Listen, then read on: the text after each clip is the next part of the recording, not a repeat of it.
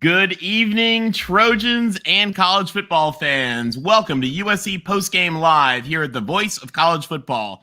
I'm Tony Altimore, and I just want to welcome you and thank you for celebrating with us tonight. We've got USC 17, Oregon State 14 in a defensive battle that held the West Coast and most of the country riveted tonight. I'm here, as always, with Tim Prangley, and Rick, LBC Trojan, will be joining us in a minute. Tim, what a night. What a game. As big as they expected. The Pac-12 network just said a moment ago that it might be the best and most important game ever aired on the network. What'd you think of this night? Amazing. Matt Zemek and I talked, or actually on Mark's show in the chat, we were talking about this game, and he was the first one saying, this is one you got to look out for. This is the game that's going to be a litmus test for us. This is the game that's probably going to trip us up. So all you guys thinking we're going to the playoffs, watch this game because it's gonna be a dogfight. And again, if you're not going to Trojans Wire and taking a look at Matt's work, you're crazy, because he called this game to a T. We got out with the victory. We learned a lot of things about it. Clearly, are we a playoff team? I think we've answered that. We are definitely, not a playoff team. Can we win from behind? Absolutely. Can we win on the road in hostile territory? Absolutely. Can Caleb Williams have a subpar game, and can we win? Absolutely. So everything, a lot of the things we wanted to find out, we have a lot of answers now. We have a lot of work, but again, a win's a win. You move on to the next game. Absolutely. I couldn't get over this game. A couple excuse me, a couple things that I thought really stood out. I thought that our offense played terribly most of the game, but they found a way to win when they needed to. Most importantly, our defense, the source that everybody's bagged on as being a big part of the problem, our defense held strong. I mean, they played some championship defense. And my dad's a football coach and, always says defense wins championships. Tonight was a defensive battle. Our offense played just good enough, but our defense saved us and bailed us out. It was absolutely a night, and I thought also a really good test for the team. A team like USC needs those tests. The team needs to face adversity and face that difficult challenge where they've overcome, to show them that they can do that. And what a night. I mean, you guys, and Bart, made the comment. I would say, guys, that offenses are not always going to perform like they did. And sometimes defenses aren't always going to perform like they had been. But what they did tonight is they showed that they can do it when they needed to. And that made all the difference. Now, guys, one of the things really cool, really big for this show is our goal here, you guys all saw the game. You don't need to hear our take necessarily. We want to hear what you had to say. So one of the things that what's really neat about this show is that we want to hear what you guys have to say. So we're going to put the link in there right now. What do you think? And we want to hear from you guys tonight. You guys who are watching, and especially any of you guys who were at Reser Stadium tonight, we would love to hear from. I think Connor's going to try to join us in a little bit, which will be great. Rick, LBC Trojan, is on his way back. He's going to log in just a minute. So we're going to have a few more takes. But again, what was really great about this show is hearing what you guys have to think. What a kind of a breathless finish that was. And speaking of Oregon State, your hat's got to go off to them. I knew going into this they were talking about these guys in the secondary that are long and athletic that would give us trouble, and sometimes they were playing us. A lot of it was man to man. They're doubling Addison. We really had no answers. A lot of people are thinking that Williams is hanging on the ball too long.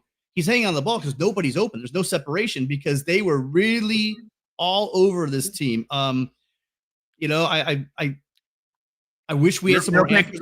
Real quick, Desmond, it says your devices are not connected. You have to authorize the StreamYard to talk to your mic and cam. So if you go out of it, you have to. And guys, when you call in, especially if you're calling from your phone, it gives you a little pop-up that says you have to authorize it for you to actually be able to connect, because otherwise we can't hear or see you. So if you can do that. we don't need your camera, but we do need to have your audio in order to participate. So keep that in mind. Yeah, exactly. And so traveling fool. Oh wait, we got Desmond. Desmond, welcome to the show. What'd you think of this game tonight? Man, it was great. I mean, this is what championship teams need. This is what I mean. Even if you however you feel about Alabama, they needed that game at Texas. This is definitely a game that all wrongs were pointing to USC losing. I mean, this game is every bit of Oregon State's game to win, and USC, for whatever reason, they pulled it out of Caleb Williams. I don't know what he found. I don't know what Leaker Ryler told him leading up to that last drive, but he did what he was supposed to do. He did what he was doing those first 3 games. And then I also have to give a shout out to Travis Dye. He's been the MVP for – I know Addison's doing what he's doing. I know Caleb's doing what he's doing. But without Travis, I mean, that run game is not where it is, and he's the major part of that run game. I think he's the MVP so far of this offense. I agree with you. I agree with you, Desmond. And I'll tell you guys, I also, Tim said this, I want to give a shout out to, we lost Desmond. Desmond, join us back, hopefully.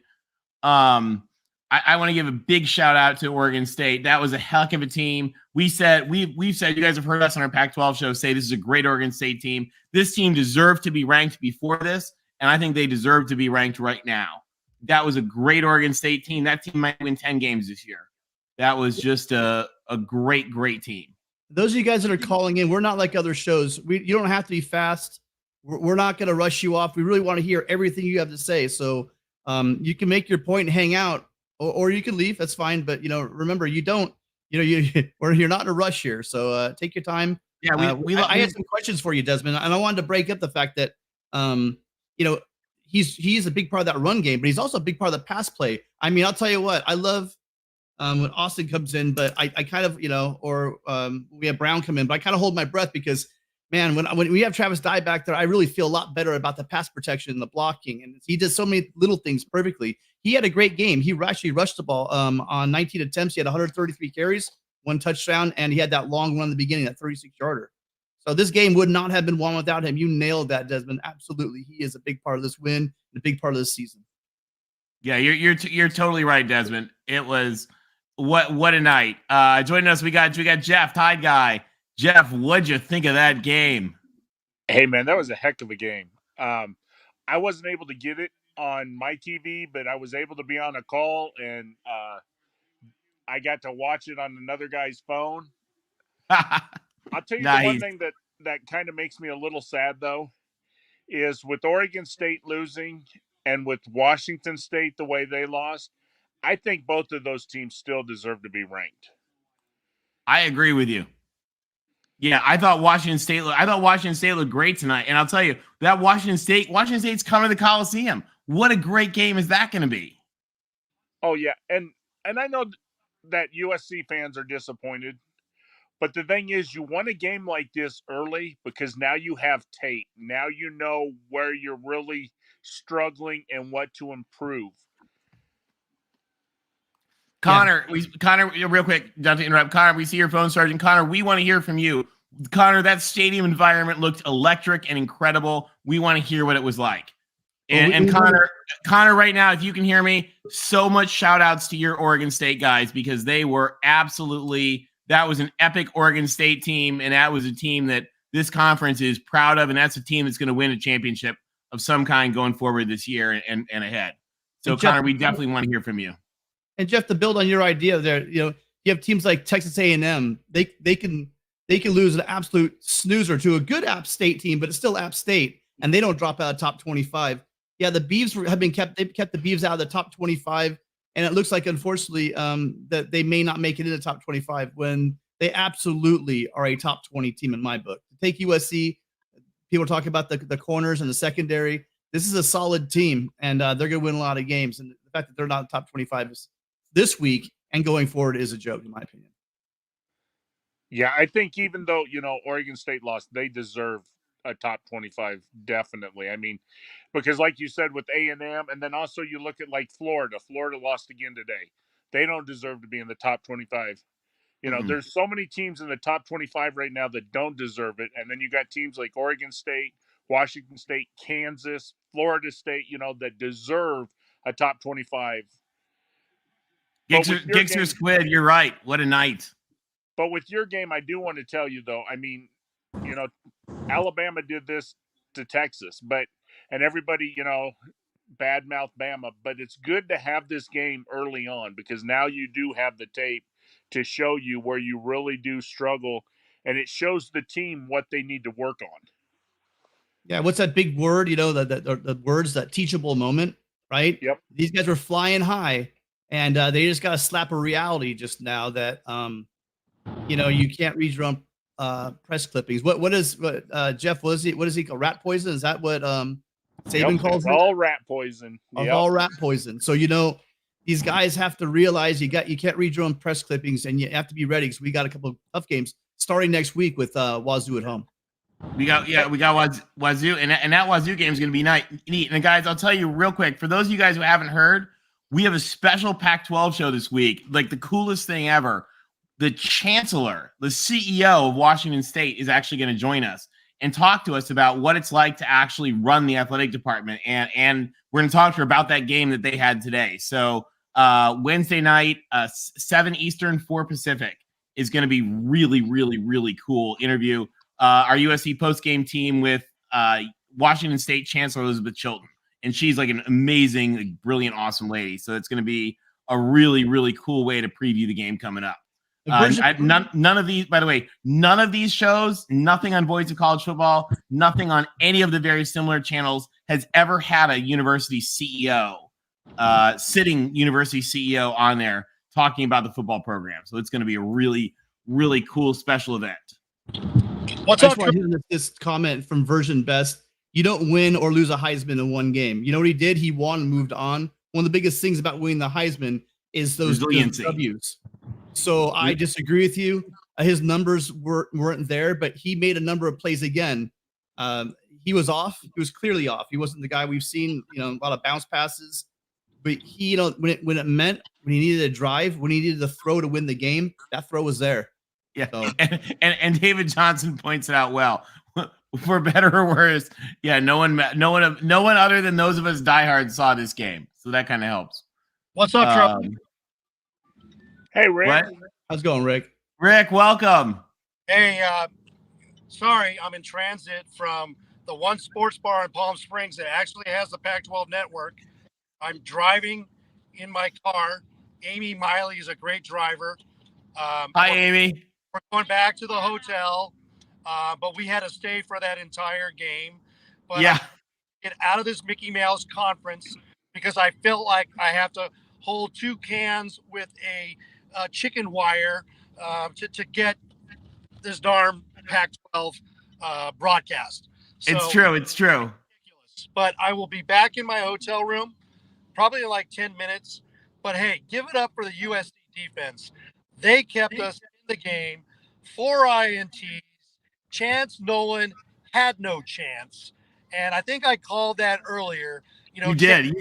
LBC, you called that the whole time. Yeah.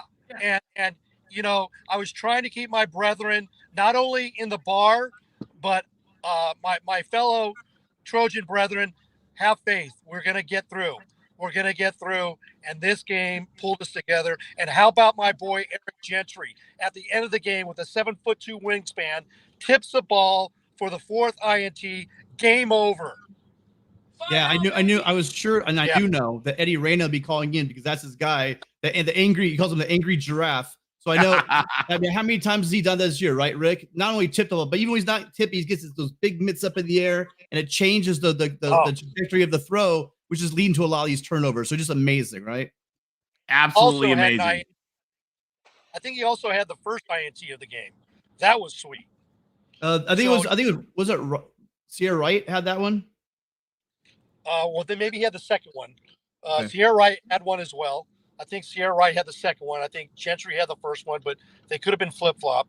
But I'll tell you what, when you go win in a hostile road environment, you got to pack your defense and your running game. And how about Travis Dye? That kid's a baller. He's the MVP today. Yeah, he is. He was amazing. Would not. Yeah.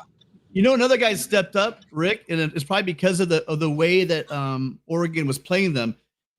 Taj Washington, a forgotten guy who was really a great receiver for us last year, really stepped up. He had 6 catches for 67 yards, and some of them were pretty clutch. So shout out to him as well. We're bringing in Austin joining us. Austin, welcome to the show. What'd you think of the big USC win tonight? First off, I got to say congratulations. That had to be the gutsiest win I think I've ever seen. You all had everything going against you, and you still managed to figure out a way to pull that one out. So kudos on that one. On behalf of all the Trojan family, I'll thank you. It was kudos to the team, kudos to the defense. Lincoln Riley, when they asked him after the game, I don't know if you guys heard, they said first let's talk about your offense, and Lincoln Riley cut her off and said, no, first let's talk about the defense. And because the defense is what pulled it off. Oh, and Austin, in addition to you, we're joining. We're bringing in a couple of folks. So we got the group. We got Gixer Squid, one of our regulars. Welcome also. Hey, how are you guys? Good. What did you think of the big game tonight? Man, what a game. I mean, that was just phenomenal. It was just fun to watch, even if you're not even a USC fan. It was just a competitive game. Absolutely loved it. Kept going back and forth, as you all know. But I just kept thinking something's going to happen. And that push, it was just symbolic of this new era. So it was a great game. It was. And guys, tell me if you guys agree with this. I felt it kind of linked the past. Like, somebody in the chat called it, the Bush.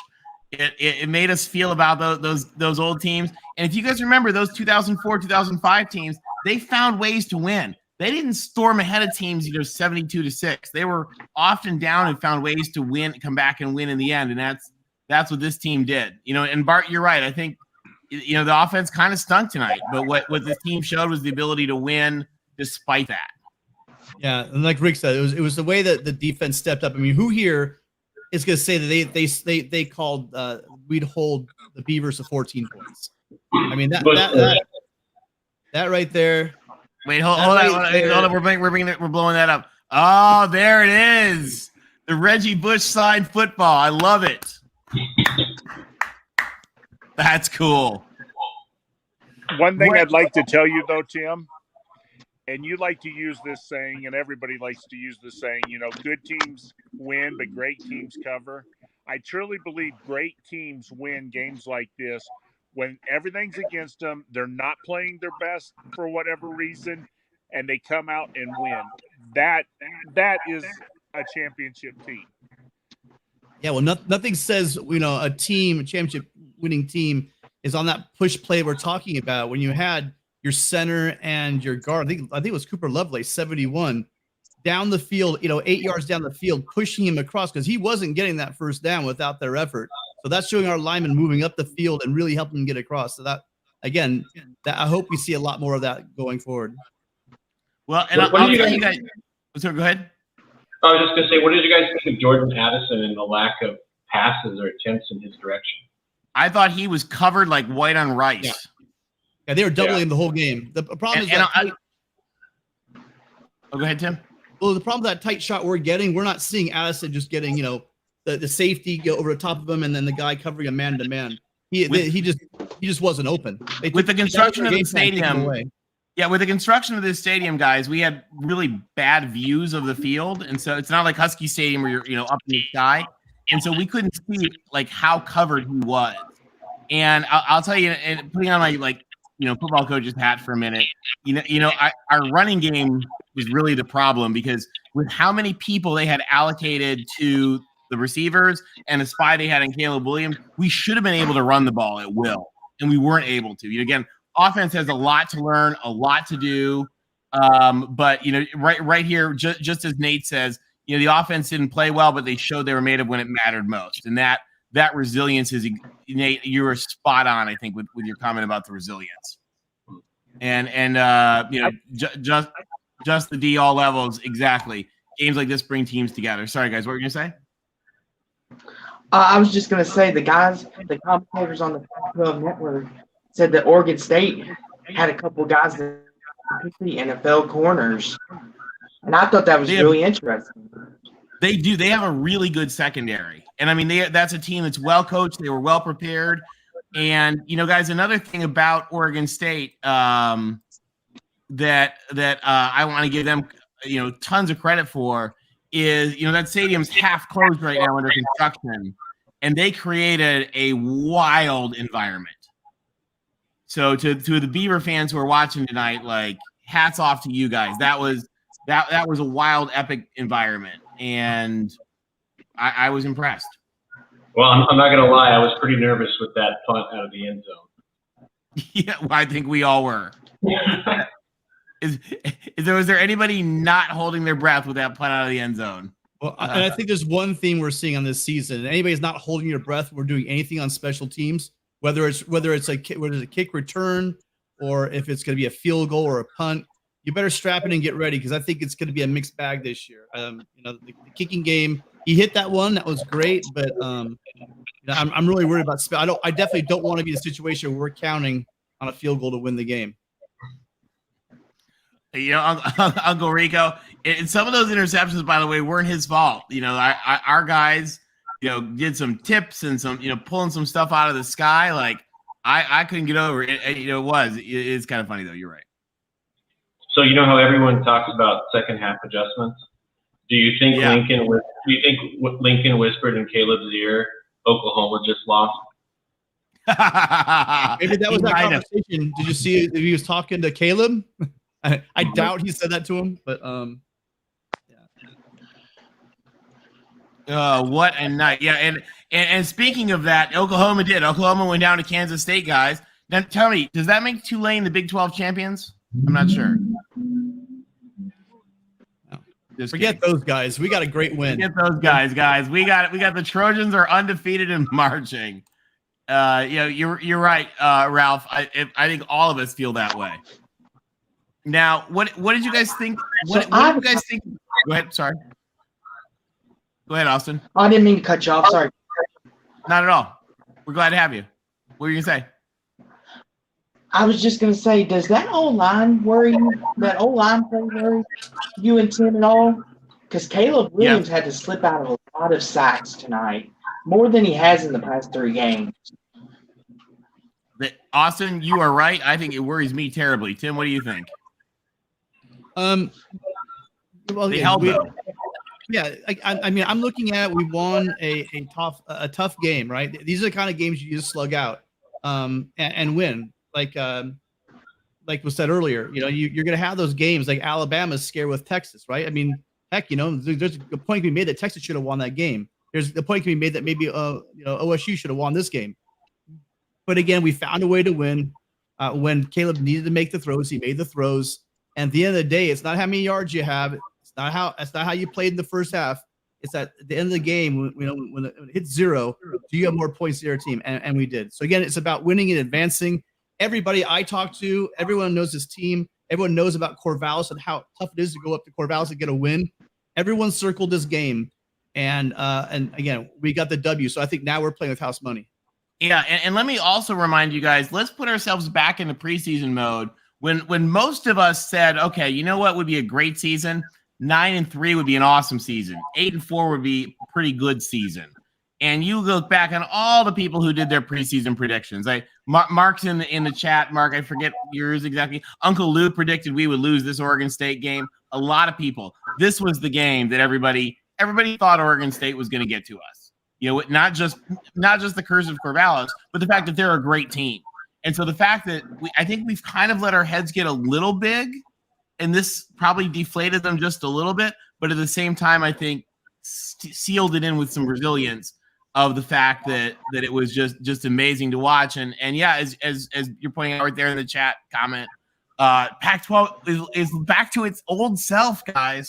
Remember, this was a conference that was better than the SEC in the early 2000s. And here they are back to their old self. And that's kind of exciting. There's six really good teams in this conference.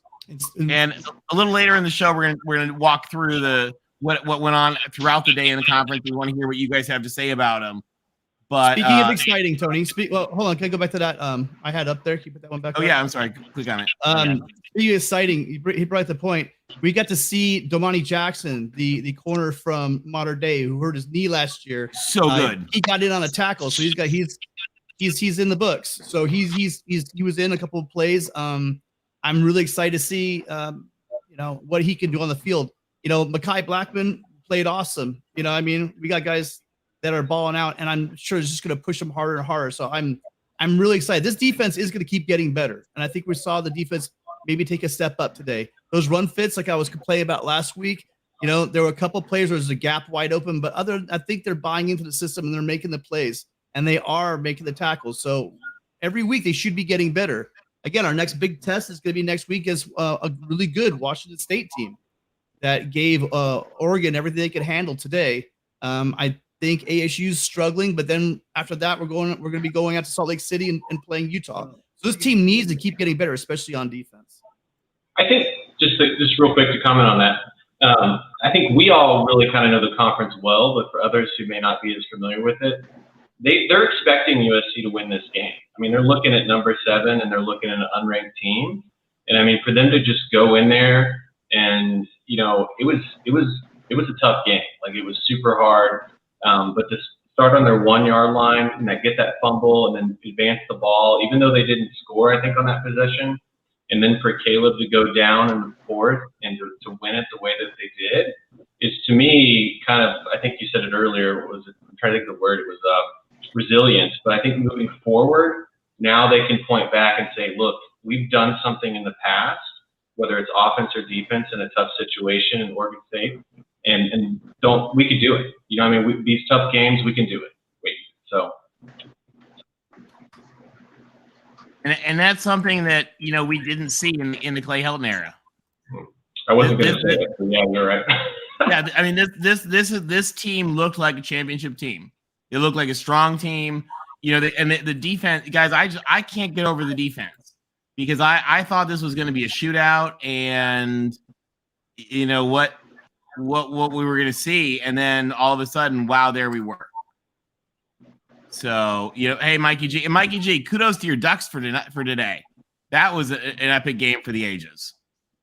Yeah, that was I'm going to hop off, but all right. Hey, great to see you. Thanks for calling in. Yeah, right on. Love the play. Right on.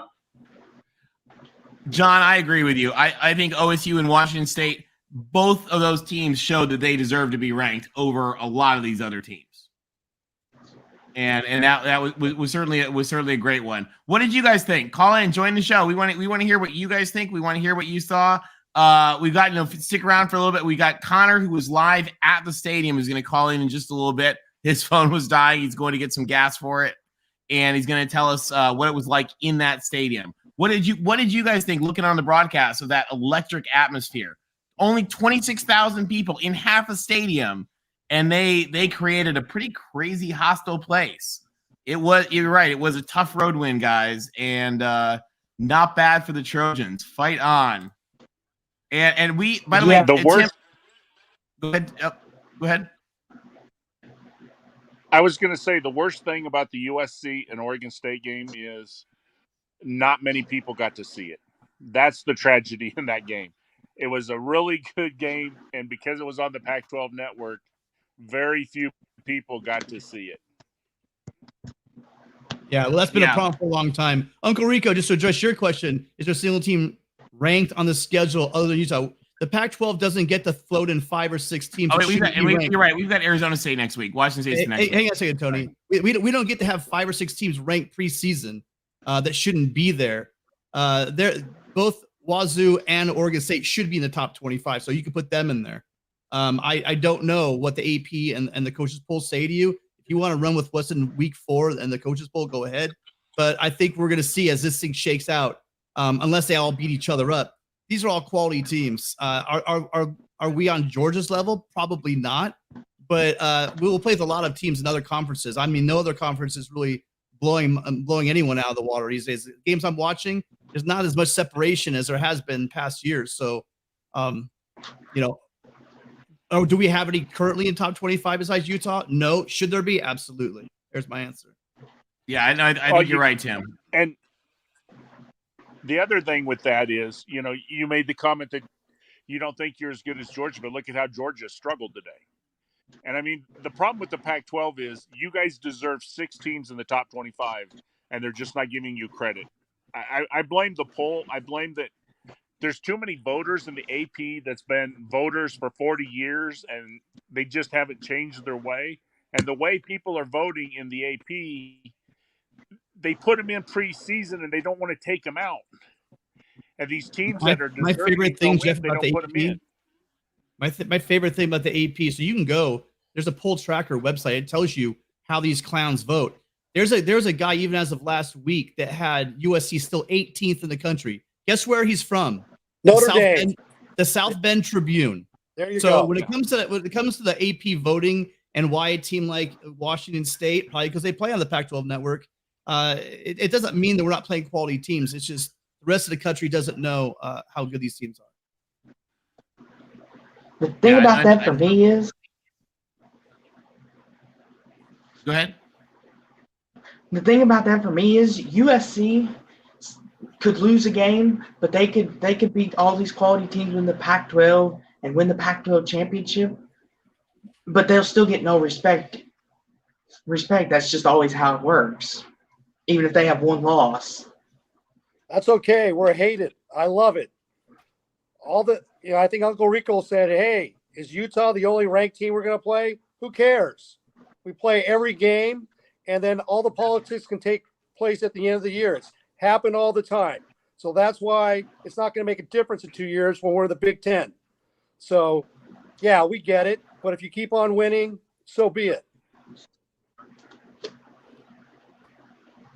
But I think if you watch the games today, I mean, Oklahoma lost. Who's going to win the Big 12 and be undefeated?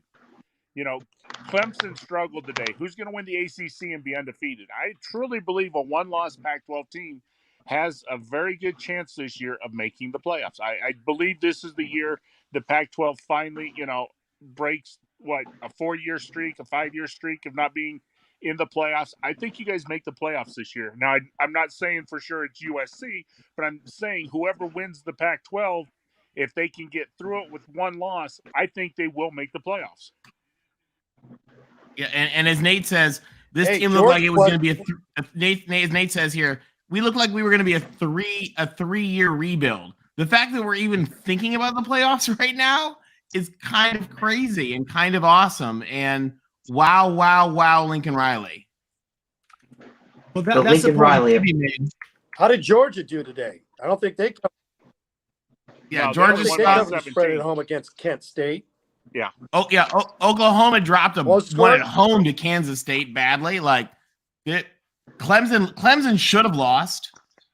Wake handed them that game. This was Michigan looked kind of stinky. It looked real stinky against Maryland. This was a day that we did advance. We'll take it. I want to go on record. I want to go on record that I was completely wrong. Uh-oh. Hold on. We're bringing LBC front and center. Tell us. I was completely wrong. Connor Johnson, you were right. I said on our Pac-12 show last Wednesday night that USC would be ahead by 24 at halftime. I was wrong. Oregon State played a great game, but I don't have tears in my beers, baby. Hey, it's a great day. I love it. It's a great day in Corvallis to be crying in your IPA. That's all I got to say. Cheers. Yeah, it was a hell of a game. I mean, no Beaver should have. It was one of the games that I really did want to see. It would have been. I had people again. You're going to hear it where people are saying that it was the offense. It was a boring game, etc. But if you look at it again, both defenses did what they were supposed to do. Oregon State had a plan and they stuck to it and they nailed it. They had that outside containment playing man-to-man, doubling Addison. They were trying to keep everything underneath. They were trying to limit the amount of times and touches and drives that USC would get. They achieved that, right? Hey, and so they hats off to them. In one of Caleb Williams' worst performance, how many interceptions did that Oregon State secondary get? How many? Wasn't it a beautiful duck's goose egg? There you go. Okay. We're positive, guys. We're positive 14 turnovers on the season. Yeah. That's crazy. Speaking of turnovers, there was a huge play in that game where Travis Dye fumbled at the goal line. If they don't fall on that ball, we might be have tears in our beers. I know if some butts. I know if some butts were candy nuts. I get that, but let's be real. And he's the last guy I'm thinking is going to fumble the ball because he usually takes care of the ball really well. So I like the fact that we're plus 14. That's got to be leading the country. I think that plus 10 we were leading the country. So if we keep that up, and again, he's that X factor. It really is the pressure that Tuli's getting in there. On the first play, it was Solomon Bird. Solomon Bird, 51. He got his hands in the face for that interception. The pressure on that Wright got the interception on. That was a direct. That's how these things happen. People don't realize is when the secondary is getting torched is because the line's not doing their job. They're giving them too much time. If you sit back there and pass, any quarterback's going to torch even a good secondary. The USC defensive line and front seven were getting pressure, not as much as I would have liked, but they stepped up when they needed to. And these are the kind of havoc plays that you're going to get when you play this one gap defense, where there's a lot of like high risk but also high reward when they're shooting these gaps and making these plays. I like it. It's probably going to get us a couple of times, but these turnovers USC are getting, it's because they're putting pressure on the offense to generate these things. So hopefully let's see if it continues. Oregon State played a great game. It's a shame that they were not a top 25 team. I think, like you had mentioned earlier, Tim, there's a lot of voters out there are frauds, and I'm talking about the ones specifically that kept Miami at number 25. Okay, basically, you saw what happened to Miami at home against the Middle Tennessee State. They got worked. Cristobal got worked. Duck fans are even more happy about that. Where are my Duck fans? Because on Wednesday night, if you check out our Pac-12 predictions, I think I had Oregon winning by 3 points. What was the final score, Oregon fans? Yeah. 3 points, 44-41. Congrats, Doug. What a game that was, too. Yep. What a game that was. Hey, guys, I want to give you guys a shout out. What a great show. I need to get off of here. I got to call my wife, but I want to tell you guys, great show, great win. Hey, how's your wife and your grandma doing real quick? My wife's grandma made it out of surgery today, but she's going to need another one. Okay. Hey guys, everybody keep Jeff's grandma, his wife's grandma in your thoughts and prayers tonight. She's elderly and having some surgery, but she came out of this one great. And Jeff, everybody here on the show, everybody in the Voice of College Football community is, I know, thinking about you, and we are sending the best. Thanks a lot, guys. Great win. Thanks, Jeff. You guys too. Roll Tide. Right on. Guys, But tell Tim, us what you think. Go ahead. Go ahead, Austin. Back to the point about the fumble by Jordan Addison on the 1 yard line. If Oregon State recovers that, they're up 14-3, and we see the final score 17-14. It would have been 21-17 if they would have gotten that fumble. So USC caught a break there. Well, yeah, it was Travis Dye, the running back, that actually had the fumble. And I mean, we really can't play that game because, as we know, it's a dynamic game. And so what happens? They go down 14-3.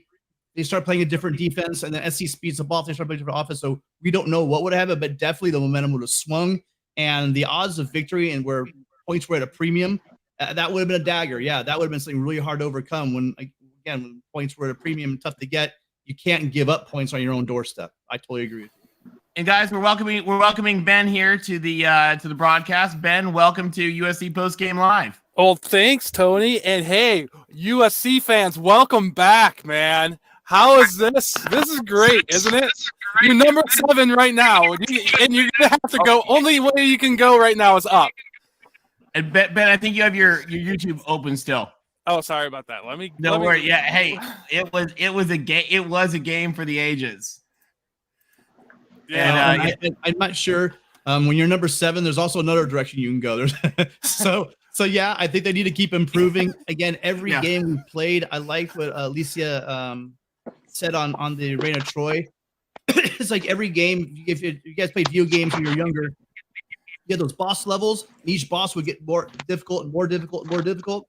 Well, again, this was just a next step up in the boss levels, and we're gonna have another one. I mean, I watched. I knew. I was amazed at how quick and fast that Cougar defense was against Oregon, who's a very fast team themselves, and the way that they were closing and shooting gaps and stuff.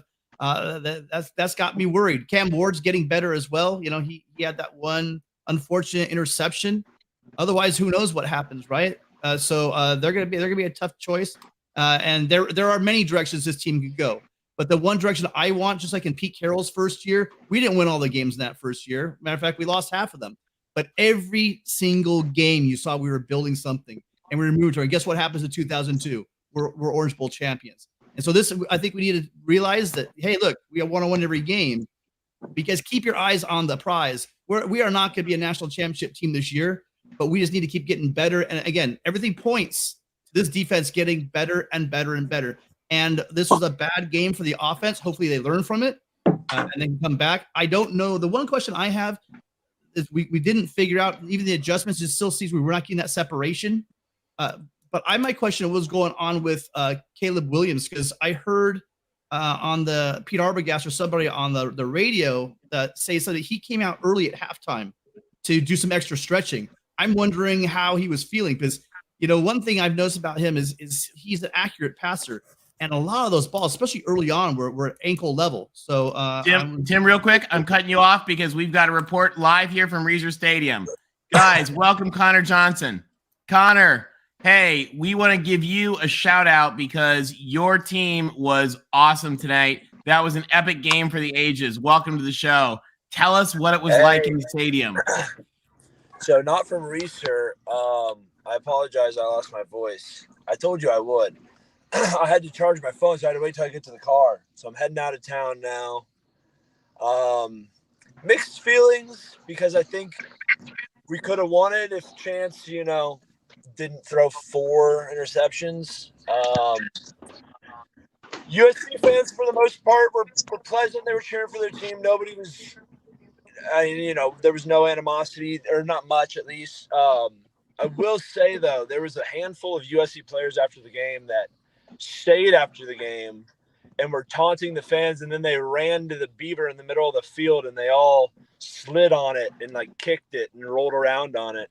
That wasn't very cool. But then I saw a USC coach come and yell at them and pull them off, and they're kids, so whatever. But just like I will say, there was kids that had some nice signs about spelling, using USC to spell something about sucking. So actually, Connor, did you see that sign? It was my favorite sign. It said you can't spell COCK sucker without USC, and that's a funny sign. Except you also can't spell it without OSU. That's crazy. Rating. That is a good point. That's an I wanted to tell them the UCLA signs have said for years you can't spell sucks without USC. If they just made the simple UCLA sign, then they wouldn't have given themselves the own goal.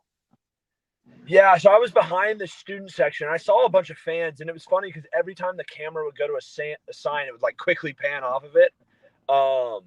Yeah, sure. But it was a crazy good game. How about the fact that the over-under was 70, and it was just, I don't think USC scored a touchdown until the third or fourth quarter. The fourth quarter. Yeah, I mean, wasn't it?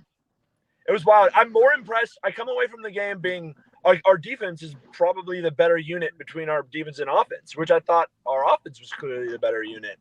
I think, we figured out who the runner is, Jam Griffin. I've been saying the other 2 guys are just pound it guys that don't read the zone. But Jam got in the rhythm. It was just the interceptions. And I don't want to put it all on Chance because we were running up big plays. And I said before the game, he's been working on his deep ball, and he hit a bunch in the first half and, just untimely. And we had to rely on the defense one too many times. And, Caleb drove the ball down. It wasn't pretty. Caleb had to scramble a lot, he got hit quite a few times. I think we only had like 1 or 2 sacks, but we hit them at, more than that. Dye had a pretty good game. The Jordan Addison touchdown was the difference maker, right? I mean, literally was the difference maker. But he's number 3, right? Yes. Yeah, so that was Jordan Addison. Just a go route, just a one-on-one, and it was, one of our guys. Both our corners, I think, are great. It was just Caleb put it right where he could get it, and that was that. I really thought at the end of the game, last drive, that there was just enough time and we would do like we did to Fresno, drive all the way down the field, but you can't throw 4 interceptions and expect to win.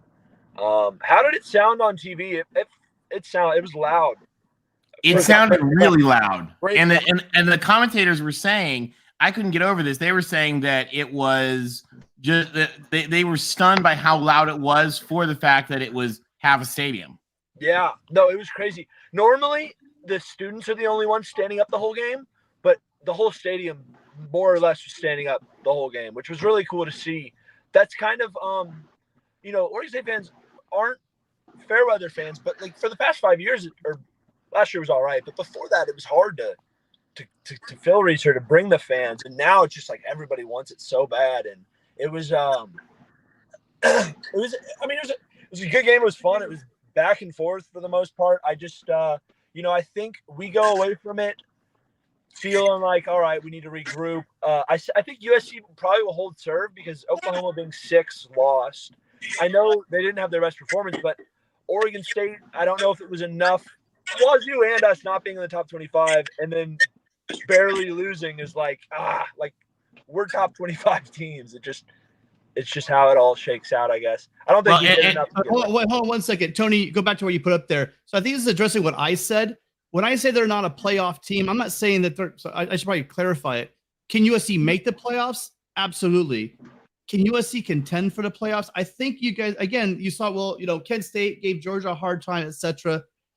Anything's possible. You want me to say that? Anything's possible. But is it probable that USC in year 1 with Lincoln Riley, with our roster – beats Georgia or Alabama? I think that you need to rethink that.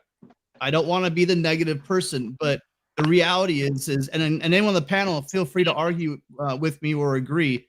There's a huge leap this team needs to make, and it's on the talent level. I love the players we have. I really do. And going back to a couple comments that were made earlier, Darius says that once the transfers are gone, USC would deflate again as a program. That was not a dynamic offense. Again, one game. Have you been watching the offense all year? And just so you know, here's the point right here. If you looked at USC's recruiting class coming in, we have arguably the best quarterback, probably the best receiver, and hopefully coming up, the best tight end coming in. So that offense is just going to get better and better and better. So I'm not sure exactly where you're going with that. And I think we and by the way, there's lots of people just like trolling USC because they like to do that. I'll tell you guys, it is so fun for us to see these like ridiculous comments in the chat because I can tell you that there were for many, many years we have not been terribly relevant. And so it's delightful to see this. Oh, because, this is great. The guy doesn't know what he's talking about. It's like, okay, excuse me, did you check out our recruiting? We're top 15 in recruiting. We're going to pick up a offensive lineman who just decommitted from Notre Dame. I think you're right, Mike. It's ridiculous to think that USC is not going to attract more players in the transfer portal and their recruiting is going to pick up. I know you don't want that to happen, Darius, but get over yourself. Get over the Oklahoma hate. I know you're sore. Oklahoma lost tonight at home to Kansas State. Lost to Tulane. Ouch. Kansas State just lost to Tulane. Yeah, so does that make Tulane? Hey, Rick, I'm trying to find. I've been looking online. Where do I get my Tulane Big 12 champions shirts? Are they around somewhere? There you go. Who would have thought? I know you guys have talked about this already, but which, by the way, I also want to point out. I said that the Big 12 should look at Tulane and expansion because Tulane's a pretty great school. Okay, sorry. We'll keep moving on. Well, look at this right here. I'm assuming I'll take my chances against Michigan. USC will be the top 3 teams. A lot of teams in this country aren't going to beat the top 2 teams. And the way Ohio State played today, I got on their bus. I wasn't Yeah, convinced. they looked good, didn't they? But today against Wisconsin, they were smashing in all three phases of the game. So they're a real player. But outside those three, I think, again, just like in most years, there's usually only three top teams, right, that are going to dominate. And yeah, USC, I don't believe is at that level. But this is year one. Like I said, you build the roster last year. Where we were, what did Oregon State do to USC in the Coliseum last year? And now we're going at the Reser and we're winning games. And we're winning it when our quarterback doesn't have the most sharp game. So I'm very happy the direction we're going. Yeah, I think we're it's 2-0 on the Adios tour. So we took care of business at Stanford. Last time we're going to be at Stanford, and we took care of business at Reser. The last time we're going to play in Corvallis. Thank God. One at a time. It's cursed. And really quick, Najee Wynn points it out right here. This is what I've been saying the whole time. Going from 4-8 to even the thought of a playoff appearance in 1 year is just absolutely wild. You know what, Tony? And that's pretty cool. You know what, Tony? Let all the pundits talk about the playoff chances because that's what they do. We're just here to play one game at a time. If you want to debate whether or not USC is a playoff team, which I don't think they are, we have a lot to improve upon. But we just matched our win total from last year. So we're 4-0. We're going to stay at least at number 7. Don't matter. It's about the next games that are on the schedule for us, building to Utah. And that's all we can do. And I think it was a big wake-up call today, but we learned a lot. We learned that our defense is freaking stellar. I'll take all the warts that come with our defense, all the criticism. It doesn't matter. They bowed up, and they showed out big time tonight. Because if you would have told I think I'll have to agree with you there, Rick. Yeah. Our defense was impressive, but so was yours. The fact that it was so low scoring it was fun for a Pac-12 competition to see our defenses come out and be the stronger side. And both were. And you guys, I think Oregon State deserves like the half a win right there. Like that. This was not, in my mind, this was not a loss for Oregon State because Oregon State looked great and showed, I think, why they deserve to be ranked. Absolutely, I would agree. I think it only hurts because it just felt so. It's just so right that USC is playing out here on the way. Like I just keep thinking about like, oh, we're not going to get seeing Trojans fans wearing the hats with the feathers in it and like just like the easy trip up here. And there were a lot of people from Oregon who were originally from LA or SC fans that I was talking to, and it just. I don't know. Even they were saying, they don't know if they're going to make the trips to Michigan State, Wisconsin, Indiana. Like it just, it was a little sad for that reason. That felt like more of a loss than just the fact that we lost today because it was a competitive football game. It was a coin flip football game, and I think USC edged us barely in the yards, and then also the turnovers, and that was the difference. So, I think I will say this. The Pac-12 going forward is still, I think, up for grabs. I mean, I would say the top 6 teams in the Pac-12, maybe even UCLA 7, could all still are all going to probably beat themselves up a little bit. The one team that can get away with it because of their schedule is USC, playing in the South. If they can get by Utah, I know Wazoo looks better, but where is that game? Wazoo USC. Coliseum. At the Coliseum in 2 weeks. 2 weeks. That helps because atmosphere had an effect on y'all today. I think y'all had to call all 3 of your timeouts in the first half, and you had a bunch of false starts due to crowd noise. Yep. And I think that's a big learning. That's good for your team to have to go through because I know Caleb's experienced. I mean, he played half the season, so he's getting more experience, but also like the O-line playing together, and those guys were getting beat up and they didn't leave the field. I saw you right tackle limping, and he was getting beat at the end by our edge guy, and y'all just kept playing and we kept playing, and that was like, that was a great game. So again, all the Pac-12 is back. I mean, I don't know how I hate that people are gonna knock USC for barely beating us because they don't really understand West Coast football. It was on the Pac-12 network. People are going to wake up in the morning and say, oh, they only beat Oregon State by 3. They must not be legit. And that's just that's far from the truth. They're a work in progress, but at least they're winning while they're so. Well, and how about the Huskies too? Yeah, I mean, the forgot, Huskies were a beast tonight. Yeah, I mean, I think that offense, because Jonathan Smith and Riley both kind of fluttered on offense tonight, you might say that offense might be number one right now. So, one game, different opponents. Let's not take too much of a little sample size. Yeah, but I mean, I think Michigan State is probably has a pretty legit defense. So, yeah, I mean. It was a lot of fun and in a close game. I'm sad we lost, but I'm more bummed that USC's not going to come up here for the foreseeable future. And Tony, really quickly, I don't think we're broadcasting on the main in the chat. Anyone out there? If you guys are are you all on the USC channel? Or are you everything's in the USC channel? Oh, not on the main channel. Okay. Yeah, everything's in the USC channel. Is Mark on the main channel? Mark was on the main channel earlier. Okay. Maybe I was thinking maybe I called into the wrong one. No, and let me. At least I think so. That's what it's telling me. I don't have all the full YouTube controls. Sorry about that. Hey guys, we want to hear from you guys. What did you guys think? Who were watching at home? Tell we got guys chatting in the chat, which is a lot of fun. I love the energy in the chat tonight. How was the Yogi broadcast? I loved it. I love Yogi. What did you guys think? I couldn't hear. They had the volume down at the establishment that I watched the game at. Yeah. And I always listen to Arbogast. The radio broadcast with Arbogast and with Sean Cody. I just given the option, that's what I'm listening to. Well, I was listening to Yogi, and I love Yogi, but I'll tell you guys, everybody else on there, the Pac-12 network is, USC. They're not real happy with USC, and that showed. Especially the pregame folks, athletes really? Great. Really? Yeah, exactly. Bias there? No. There was a lot of bitterness, a lot of unhappiness with USC. And like PBS channel?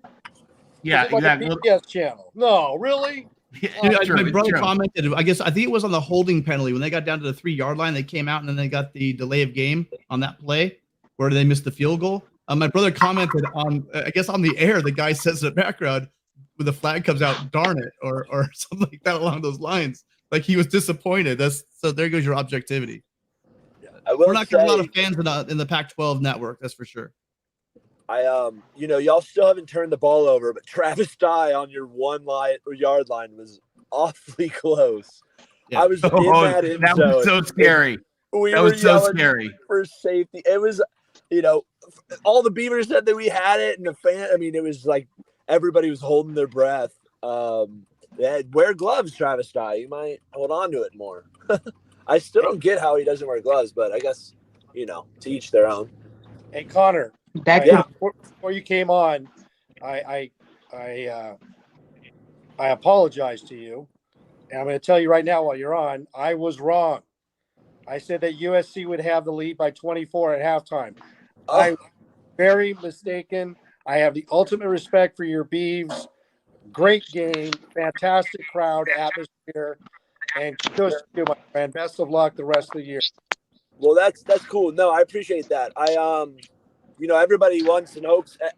You were not even among. I forgot that you had said that, but I laugh at Twitter or all of these new USC fans coming out of the woodworks. Y'all are clearly not the bandwagoners or the fair weathers, but a lot of people were just like thinking it was going to be a blowout for USC. And, obviously the spread, I think we're now 9-0 covering the spread to last year, which, that's not much of a win when we don't win the game. But I guess for bettors, it was a win.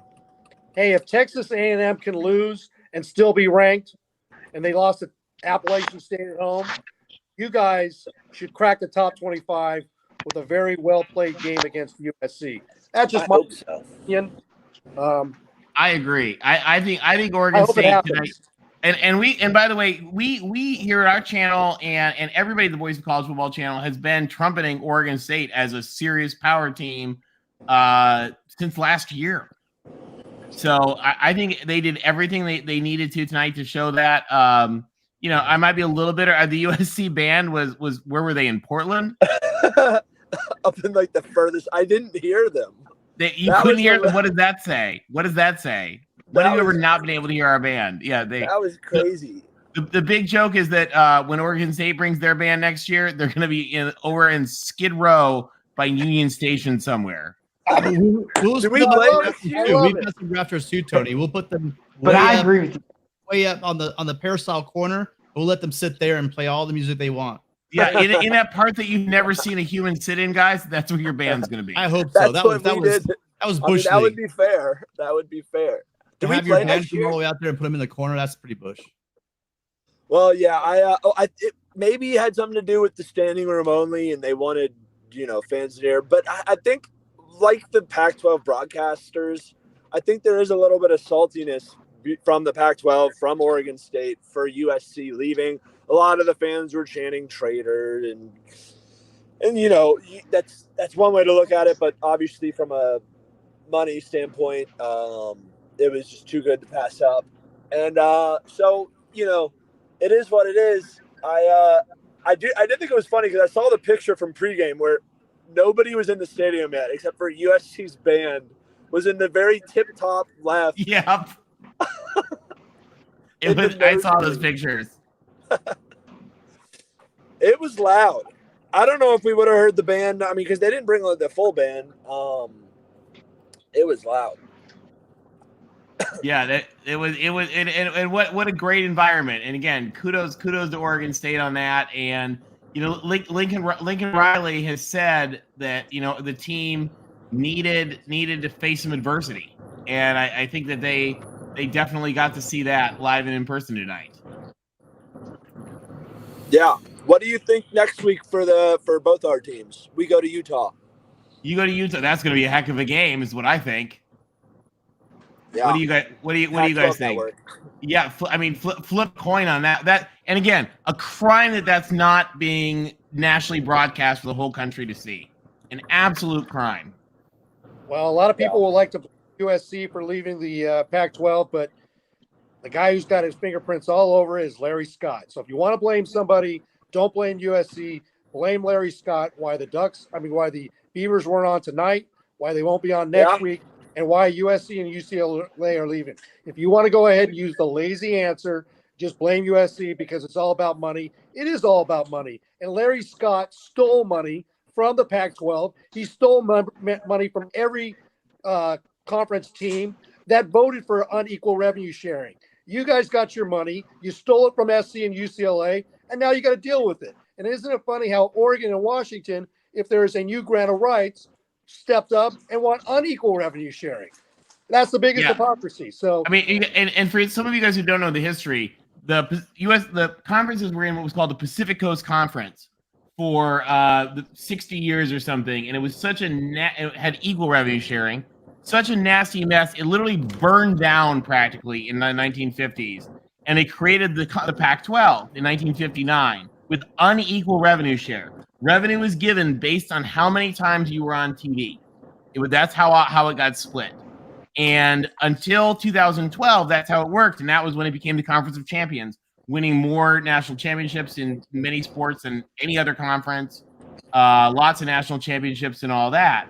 And then in 2012, when Utah and Colorado came in and they created the Pac-12 network, they went back to equal revenue share, and it has fallen apart since because the Pac-12 network was so terrible. Anyway, I'm seeing a lot of comments. Who plays the Pac-12 network, guys? Yeah, very few people cover it. But I've seen a lot of comments about really laying it on the performance, especially the offensive performance, laying it on Caleb Williams, which I think you guys got to stop because the receivers weren't open. There was a lot going wrong. Those receivers were covered, guys. The offensive line didn't really have the greatest performance. If you look at it, how many times did you see a free runner coming right at Caleb Williams? And as a matter of fact, instead of getting that 10, 15-yard sack that a lot of the USC quarterbacks in the past would have taken, he spun out of it. He was able to either get either positive yards or no gain, right?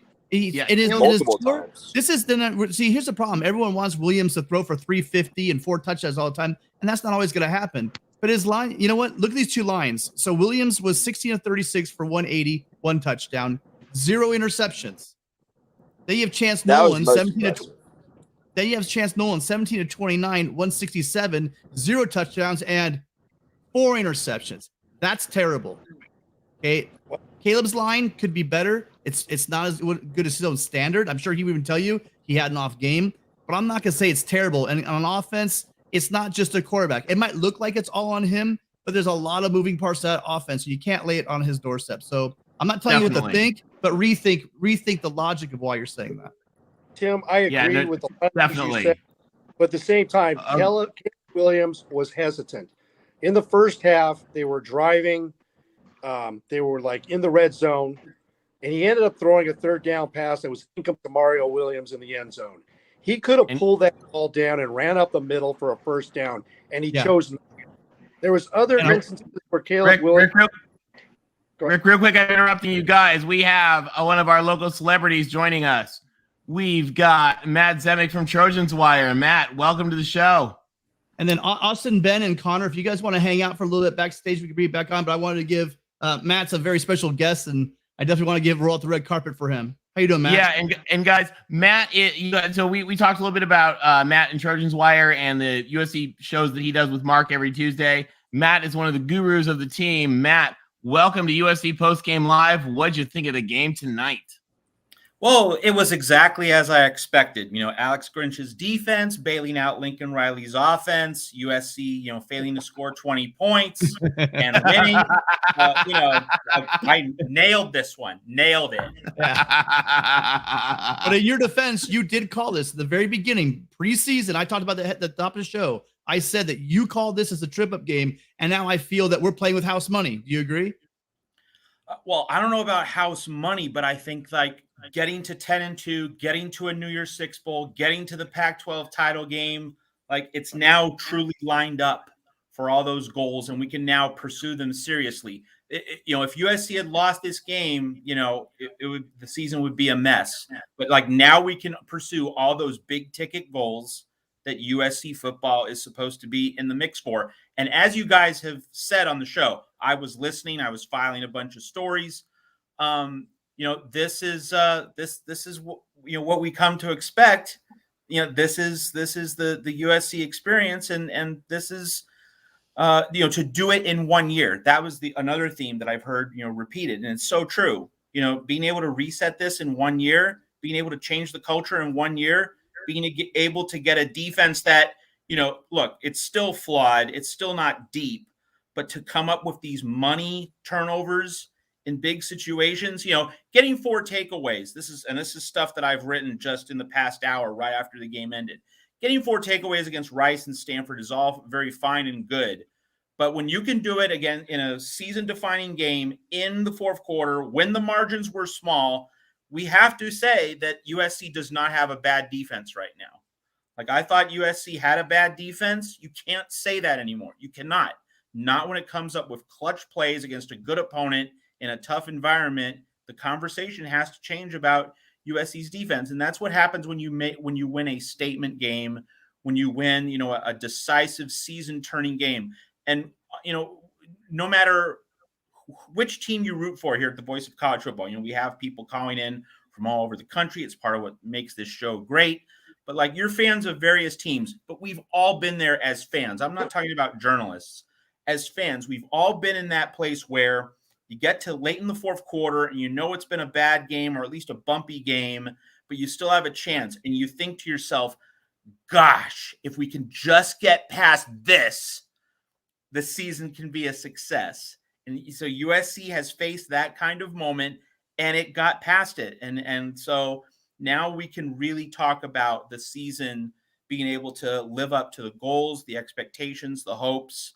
I'm not the playoff, but what I was focused on before the season was 10 wins, New Year's Six Bowl, Pac-12 championship game.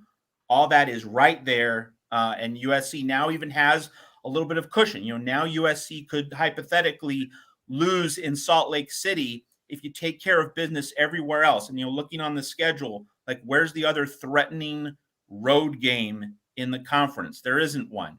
Like Arizona gave up 49 to Cal. I am not worried about that trip to Tucson. USC should be able to handle that. UCLA is technically a road game, but Lincoln Riley's going to run rings around UCLA's defense. This was the hurdle. This was the game where if you do get over it, if you do surmount it, so many goals are in place. And so now we can have a serious conversation about whether 10-2 is going to be a disappointment. And that right there shows how relevant USC is again. If you're now talking about 10-2 being maybe kind of a missed opportunity, but before the year, most pundits, and I heard Tony saying this, in the first hour of the show tonight, and he's absolutely correct. Most of the pundit predictions nationally were 8-4 or 9-3, and they were saying that I don't think this USC team can really get to that next level. Well, after clearing this hurdle, we're I think centering the discussion now at is 10-2 the floor, and can USC raise the ceiling above that? So you could call it house money in the sense that 9-3 I think was like if you collected 1,000 different pundit projections across the country, 9-3 was I think the majority landing spot. So in that regard, USC's ahead of schedule. So it has more margin to play with. But house money also implies that you have nothing to lose. Well, USC has something to lose. USC's playing now for big prizes in October and November, but it does have some margin. It does have now a little bit more breathing room. This team's probably going to stumble at some point. But when you overcome a bad night by the offense, the chances of the offense playing this bad again, unless injuries really continue to hit on a larger scale, is pretty minimal. It's this was like the classic slip on a banana peel type scenario. And so for the defense to do all that heavy lifting, I just could not be more impressed by what Alex Grinch was able to deliver, because there was no game pressure the first 3 games. Led Stanford by 27 in the third, led Fresno State by 18 in the fourth. And, it's certainly good and impressive and worthy of praise when you're making good plays at any stage in any game. You're supposed to coach every play. You're supposed to play every down, every series. Great. But we all know, how do you do it when the chips are down? How do you respond when you're really in the cauldron of a big time pressure cooker, which this game was? When you do it in that scenario, not just in the easier game scenarios that USC's faced, it has to change the conversation. I think that's my main takeaway from tonight. Yeah. So if I told you, just a couple quick questions. What if I told you that USC is going to hold the Beavers to 14 points, 320 yards, and Fenwick to 29 yards, and Martinez to 14 yards, right? Griffin, I'm not sure. Maybe someone can fill us back in. He wasn't even on my radar, but he had some yards. Those are the 2 big guys I was actually worried about. If someone told you that, I think every Trojan fan's taking that. So what you said about the defense, is pretty solid. Do you know anything about Ford, Corton Ford's injury, or what's going on with him? Yeah, that was a mystery because, I think the expectation in the middle of the week was that he was expected to play, and he didn't. And obviously, to a certain extent, it's the coaching staff acting out of an abundance of caution. I don't know any kind of deeper medical reality in terms of this is more serious than believed. I don't know anything about that. I don't want to fuel any speculation about that. I guess, all I can really say for now is just the coaching staff wants to exhibit extra caution. Want to pick up on one thing you said, Tim, about USC's defense. Here's the other whopper of a stat. Oregon State was 5 of 13 on third downs. Wow. Yeah. USC had, we know this. We saw the Clay Helton, Dante Williams, Todd Orlando defense. Third downs were a nightmare last year. 5 of 13, against, an Oregon State offense, which, this is not a Star Wars offense, but it's a disciplined offense. It's a structured offense. It's an offense that lives on getting the details right and outflanking you and being in the right spot. Well, USC was in the right spot. Eric Gentry in particular, in my mind, the MVP of this defense. through the month of September to get off the field as often as it did. I mean, obviously, holding Oregon State to 14 points is part of this, but also it's USC did not have the nightmare that many of us feared, that I feared, was that Oregon State was going to control the ball for 40 minutes. It was a draw in terms of time of possession. So just being able to save those several minutes prevented the defense from getting, exhausted. And time of possession is something Oregon State certainly wanted to win by like 8, 10, 12 minutes. Didn't happen because USC was so good at getting off on the field on third downs. That's another really big cornerstone component of this winning performance. Yeah. So Logan, I hope that answers your question about Cortland Ford. And one thing I can also add is that they don't really disclose injuries at all. So, have it that. One thing, Tim, just sorry to interrupt. One other thing to mention about injuries just right now. It is perfect that USC gets Arizona State next, because that's an opponent that USC can easily handle. I mean, we're seeing ASU getting absolutely trounced. This team is just a hollowed out shell at this point. This is exactly the opponent USC needs after a draining, tough, physical, emotional road game. We need to see a lot of starters get rest. Yeah, because we're gonna need it for Wazoo. You will need it for Wazoo with coming Utah. Up, that's gonna be tough. Wazoo, Utah double stack. Yes, you will need to rest a lot of people. And so just to set the stage for Arizona State very briefly, if people are thinking, oh, it's Arizona State, this is a horrible team, we need to beat them by 50. No, this is just a game where you put it on cruise control. You make sure that guys get a lot of opportunities to replenish, rejuvenate, and really get mentally ready for Washington State. You just do what it takes to win. Get like a 20-point halftime lead, and then get out of Dodge, rest guys, get guys healthy for the Wazoo Utah double stack. Absolutely. So now, really Matt, by the way, Matt, did you hear about what we've got coming up for Wazoo? No, I did not. We are going to have a very special Voice of College Football show for the USC Wazoo game, featuring a CEO chat, a Q&A with Washington State Chancellor Elizabeth Chilton, who's going to come on and talk to us about what it's like to run an athletic program as the CEO of the university. So that's going to be a lot of fun. That is going to be a lot of fun, and you're the best person to moderate that conversation too. So that's something to look forward to. Oh, well, you're welcome to join us by all means. It's going to be she's an amazing lady. It's going to be really cool. So to everybody watching, check that out, because that's going to be something I think is going to be really cool, because it's going to be a time that you're going to be able to talk to, live interacting with the actual CEO of a university. I mean, these people don't go on ESPN. And yet they're going to be here on the Voice of College Football channel talking to you guys about what matters in college athletics and what a CEO looks for, and what decisions she makes and what decisions the athletic director makes. So it's going to be pretty cool. Anyway, sorry, I didn't mean to change the subject. But Matt, I appreciate you coming on tonight and your insight, specifically with Grinch and the defense. I was very impressed tonight. Saw that defense. They were relentless. And you could tell that they stepped up when they had to, because Caleb was not playing his best game. He was indecisive when to run. And when he did run, he didn't seem like he was committing to it. He would play alongside the sideline and just not move forward. He danced too much. He was indecisive.